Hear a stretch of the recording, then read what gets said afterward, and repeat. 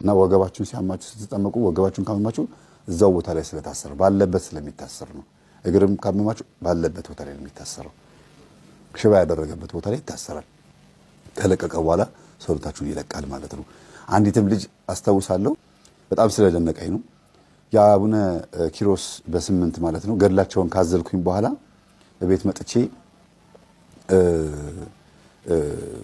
እንግዲህ ቅዱስ አባታችን አቡነ ኪሮስ ልጅ ይሰጡኛል ገድላቸውን አዝዬ መጣሁኝ እያልኩኝ ከሰራተኛ ጋር እያወራሁኝ አሉ።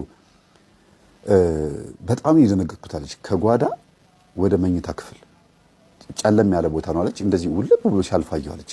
ድመት ነው የመሰለኝ አለች። ግን ድመት ነው ብዬ እንድገምት ያደርገኝ እጥረቱ እንጂ ትንሽ ፍጥረት ነው አለች። እና ሮጬ ሄጄ እንደዚህ ብዬ ሳየው ጭራ አለው ግን ሰው ነው አለች። ጀርባውን ያየሁት ሮጦ አልጋ ስር ገባ። እንዲህ ናትና መምህር ተስቤ የሚያስተምረው ይሄማ አስማንዲዮስ ነው አልጋ ላይ ተቀምጦ ባልና ሚስትን እንግዲህ በሰማችሁ ትምህርት ነው ልጅ አስማንዲዮስ ነው አልጋ ላይ ተቀምጦ ባልና ሚስት እንዳይወልዱ ዘር እንዳይተኩ ልጅ እንዳይኖራቸው የሚከለክል መንፈስ ነው። የጦቢትና የጦቢያ ታሪክ ላይ አውቀዋለሁ። ይሄ መንፈስ ጭራ አለው ሮጦ ሲወጣ ይቻላል ብሏል አለችና ቶሎ ብላ ሄዳ ከበርሜል ጊዮርጊስ ያመጣችው ጸበል ከግሸን ያመጣችውን ጸበል እንዲሁም ከአባታችን ከዝቋላ ያመጣችውን ጸበል ቀላቅላ አልጋ ስር ስትረጨው የእውነቴን ነው የምላችሁ በእግሬ ስር ሾለካለች። አጭር ፍጥረት በእግሬ ስር ሾልኮ ሄዳለች። ጮውኩ ዋይ ምንድነው የሆነ ትንሽ ነገር ሄደ። ትንሽ ነገር ሰው የሚመስል ነገር በእግሬ ስር ሄደ። ፊቱ ጨለማ ነገር ነው። ይሄንን እንግዲህ ልጅቷ ስትናገር በሚገርም መልኩ ነውና ከዛ ቴክስት ብታረግ አጣችኝ እኔና አላገኘችኝ። በኋላ ቆይቶ ነው ከ3 ወር ከ4 ወር በኋላ ካረገዘች በኋላ ነው የነገረችኝ። ኦሬዲ አርግዛለች። ይሄ መንፈስ ከሄደ በኋላ አረገዘች። እምቢ ብሏት ስንት ዓመት ሙሉ ልጅ ከልክሏት የነበረች ልጅ እንደምትወልድ ዶክተሮች ይናገራሉ። ግን ልጅ እምቢ ብሏታል። እንደምትወልድ ግን ይናገራሉ። እና ወገቧ ላይ ተቀምጦ ዛር ሆኖ የነበረው መንፈስ ይሄ ነበረ።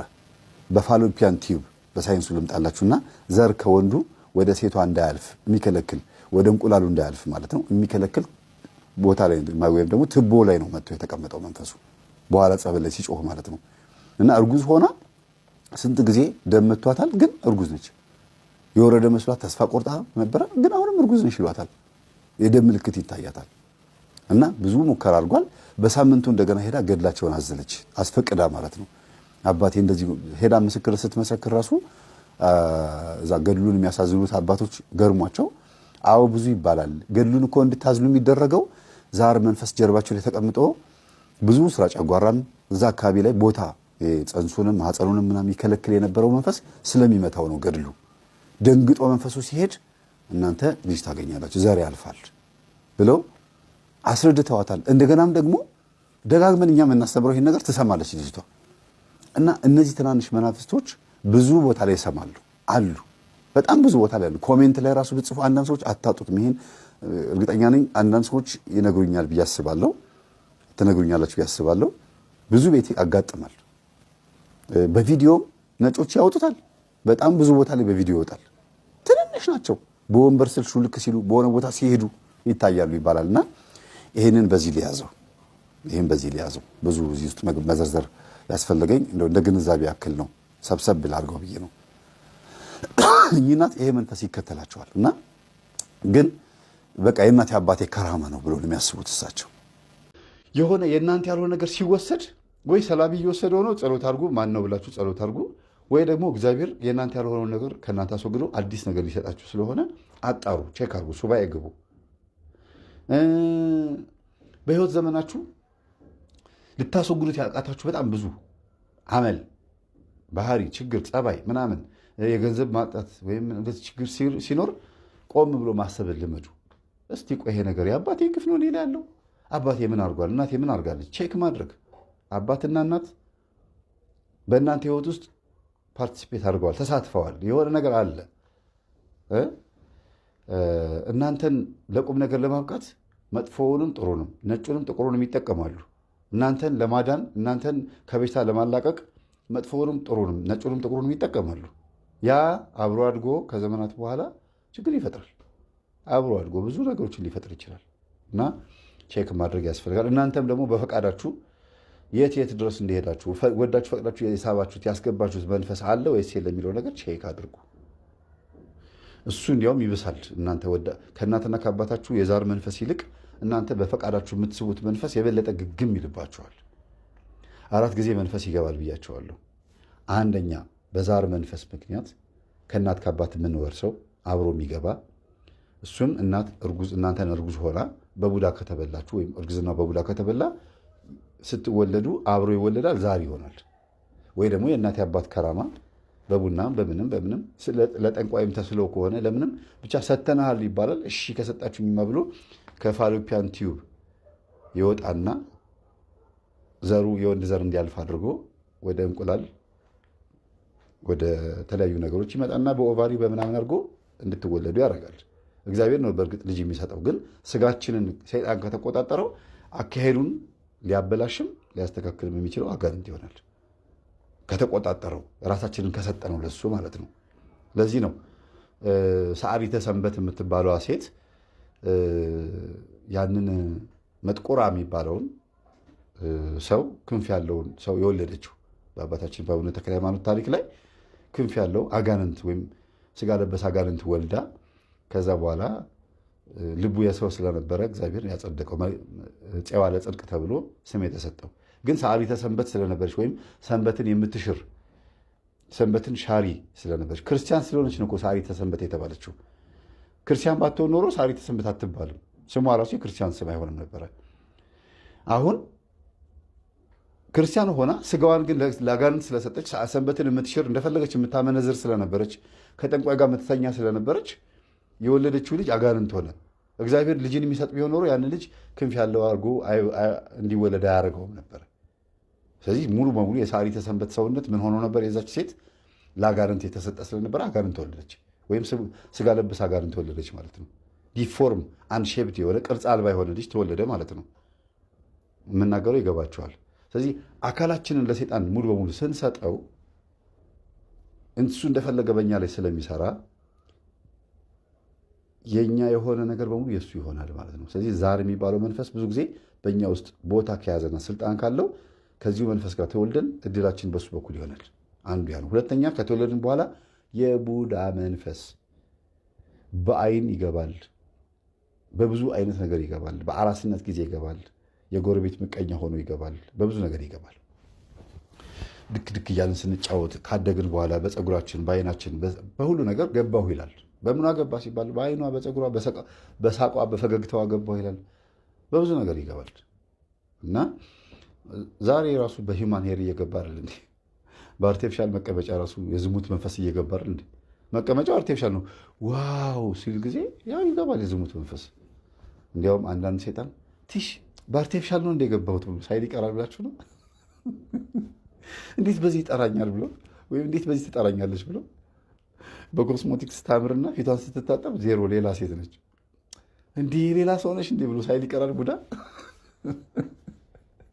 እና ሰው ሌላ ሆኗል። ዞሮ ዞሮ በአርቲፊሻል በሆኑ ነገሮች ራሱ ሊገባ ይችላል። ለምን? መጥሪያ ነው፣ መሳቢያ ነው። ለምሳሌ ላስቲክ ውስጥ ያለ ብረቱን ላስቲክ ውስጥ ከታችሁታል። ማግኔት ጋር ስታስጠጉት አሊዝም አይልም፣ ይይዘዋል። አሁንም እናንተ ሰዎች ናችሁ፣ ግን አርቲፊሻል መቀመጫ፣ አርቲፊሻል ጡት ማስያዣ፣ አርቲፊሻል የፊት ወይም ሂውማን ሄር ዊግ ምናምን አልጋችሁ ብትሄዱ እናንተ ያንን ለምን እንዳደረጋችሁት ስለሚያውቅ ይገባል ማለት ነው። ማግኔቱ የእናንተ ሀሳብ እንጂ አርቲፊሻል ስለሆነ አልገባም አይልም። ፀጉሩን አይፈልገውማ፣ እሱ ምን ያደርግለታል? አርቲፊሻል መቀመጫው ለሱ ምንም አይጠቅመውም። ግን አርቲፊሻል መቀመጫውን ያደረገችው የዝሙት መንፈስ እንዲገባና አትራክት ለማድረግ እንደሆነ ስለሚያውቀው ይገባል እና አይገባም ብለሽ እንዳታስቢ። ስለዚህ የቡዳ መንፈስ ሁለተኛ ይገባል። ሶስተኛ የሚባለው ደግሞ መተት ወይ መስተፋቅር ይወረወርብናል። መተት ከሰዎች ይመጣብናል። የተለያየ ሰላቢ ምናምን ይደረጋል። መስተፋቅርም ከሴቶች ወደ ወንድ፣ ከወንድ ወደ ሴት ምናምን ይገባል። ይሄ ሶስተኛው ወደኛ መንፈስ የሚገባበት መንገድ ነው። አራተኛው ግን በራሳችን ፈቃድ የምናስገባው ነው። ሁሌ ደጋግሜ የምናገረው ይሄ በወር ቢያንስ በወር አንዴ ሳልናገረው ቀራለሁ ብላችሁ ነው እና ለመዘሞት ከሄድን ፈቅደን ይሄድ ነው።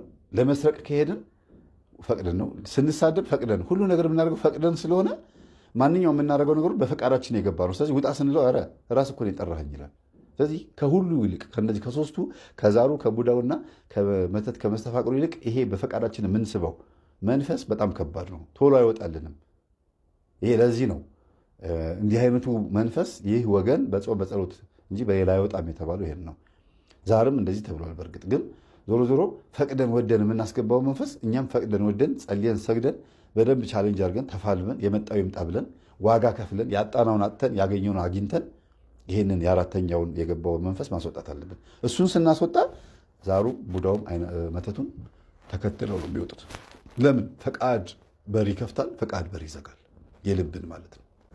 በኮንስትራክሽን ስራ ላይ ሳልናገር ማላልፈው በኮንስትራክሽን ስራ ላይ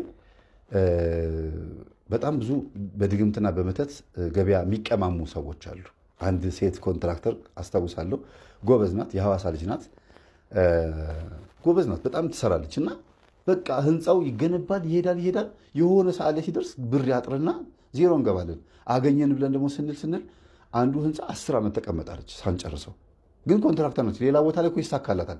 እዚህ ቦታ ላይ ቢያላት ምንድን ነው ይሄ ነገር? እናንተ ሰዎች ገንዘብ አላችሁ፣ ግን መምጣት ራሱ ደስ አይለኝም እዚህ ቦታ ላይ ብላ ነገረቻቸው ነው፣ ጠፋች።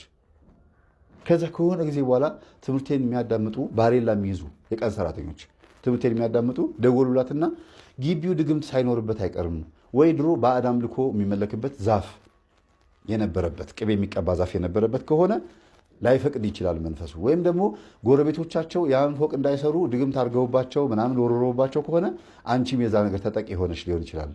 ምክንያቱም ምን ስትይ ሰምቼሻለሁ፣ እዛ መምጣት ራሱ ያስጠላኛል ስትይ ሰምቼሻለሁ አለቻት። ኦኬ እስቲ ብላ ይሄን ነገር ትምህርቱን ልካላት ስታዳምጥ ምን ስትል በጸሎት እየተጋች ምን እያለች በጣም በሚገርማችሁ መልኩ በቆራጥነት ተነስታ ሄዳ ጸበል አስረጭታ የአቡነ ሀብተ ማርያምን ከ10 ዓመት በኋላ እኮ ነው የሚገርማችሁ ኮንትራክተር ሆና 10 ዓመት ሰዎቹ ራሱ መታገሳቸው አይገርማችሁ? እነዛ ባለቤቶቹ እሷን አለማባረራቸው። ምክንያቱም ስኬታማ ስትሆን አይተዋታላ እና የሚታወቃቸው ነገር አለ። እና ከዛ ጸበል አስረጨች። የአቡነ ሀብተ ማርያምን ካህናቶች አስጠርታ ማጠንታ አሳጠነችው። ህንፃውን በሙሉ እንዳለ አስክሌተኑ ነው። ፊኒሽንግ ስራ የብሎኬት ምናምን ግንባታም እንትን ብሏል፣ ግን ፊኒሽንግ ስራ ነው የሚቀረው። ለፊኒሽንግ ስራ ነው እንግዲህ 2 ዓመት የተቀመጠው። ከዛ ጸበል ካስረጨችው በኋላ ከውጭ ሀገር ደወሉ። እነዛ ብር የሚልኩት ዶላር የሚልኩት ሰዎች ልከው በጣም በጣም በጣም ተቸገርን እኮ በቃ ተሰቃየን ምናምን። ምን ሆናችሁ ነው? ደነገጠች ልጅቷ ራሱ። ተሰቃየን በቃ እኛ አንፈልግም፣ እኛ እኮ እንደዚህ ጸበል እየተረጨ እንደሆነ ያውቃሉ እዛ ውጭ ያሉት። ጸበል እየተረጨ በዚህ ሰዓት ጸበል እያስረጨሁ ነው ብላ ካህናት ይዤ እየሄድኩ ነው ብላ ነግራቸዋለች። ጸበል እየተረጨ እዛ ተቃጠልን ይላሉ። ማን ናቸው ሲባሉ እገሊት ነኝ፣ እገሊት የጎረቤት ስም እየጠራ በጣም እኮ የሚገርም ነው አንዳንድ ጊዜ። ከዛ ጎረቤት ሄዳ እንኳ ለምንድን ነው ግን መታት የምታረጉት? ልጅቷ ነው የዋለች። ምን ልሆን ብላችሁ ነው? ምንድን ነው የምታወሪው አሏት። ስነ ስርዓት አድርጉ። ይኸው ካህናትን አምጥቼ ጸበል ሳስረጭ ምን ስል አሜሪካ ያለችው ልጅ እየጮች ነው፣ ስማችሁን ጠርታ እየጮች ነው፣ ጉዳችሁ ነው፣ በቪዲዮ ይወጣላችኋል አለቻቸው። በሩን ጥርቅም አድርገው ዘግተው በስልክ ተጠራርተው ለመሰለኝ ተሰበሰቡ ጎረቤታሞች የተባሉት። ከዛም እንደተፈጠረ ታቁልሷ ደውላ እንዲህ ተፈጥሯል አለች። እንዲህ ሆኗል እና አሁን ህንፃው አልቆ ተከራይተውበታል። እንዲህ አይነት ነገር ገጥሞኛል ብላ የደወለችልኝ ኮንትራክተር አለች። አንዳንድ ጊዜ በስራችሁ ላይ ሆናችሁ ምን እንደሚገጥማችሁ ቼክ ማድረግ ነው። ኢንጂነር ስለሆንሽ ኮንትራክተር ስለሆንሽ ሴጣንን ታባሪያለሽ ማለት አይደለም። ዶክተር ስለሆንክ መርፌ መውጋት ስለቻልክ ሴጣንን ትወጓዋለህ ማለት አይደለም። የማታውቀው ሌላ ፓርት አለ። እሱን ፓርት ደግሞ የምታሸንፈው ይህን ትምህርት በማዳመጥ ነው። በሽታዎች በሙሉ አጋንንት ባይሆኑም 99% ግን አብዛኛው ግን ለበሽታ መንስኤ የሚሆኑ አጋንንቶች ናቸው። ለምሳሌ አጋንንት አይንን ባይሰጥም ግን አይንን ማጥፋት ይችላል። አደጋ ደርሶብን መኪና አደጋ ደርሶብን እግር እንዲቆረጥ ማድረግ ይችላል። ከዛ ጨጓራችንን የሚጎዳ ሎሚ፣ ቆምጣጣ ነገር ምናምን እንድንበላ አድርጎ አይምሯችን እሱን ነገር እንድንወደው አድርጎ የጨጓራ በሽተኛ እንድንሆን ያደርጋል። ገብቷችኋል አይደለም? ስለዚህ ጨጓራ ላይ ተቀምጦ በሽታ መሆን ይችላል። ጨጓራ በሽተኛ እንድንሆንም አስተሳሰባችን መቀየር ይችላል። እኔ ለምሳሌ ሎሚ ውስጥ ከረሜላ አድርጌ ሃይስኩል እያለሁ ምስራቅ አጠቃላይ ነበር መማሩ ሀይለ ማዞሪያ። በቃ ላይብረሪ ቁጭ ብዬ ትምህርት ቤትም ሲሄድ ምስል ሎሚ ውስጥ ከረሜላ አድርጌ አስቡት። ከረሜላው ጣፋጭ ነው፣ ሎሚ ጎምዛዛ ነው። ሁለት አይነት ነገር እመጥ ነበረ በአንድ ጊዜ።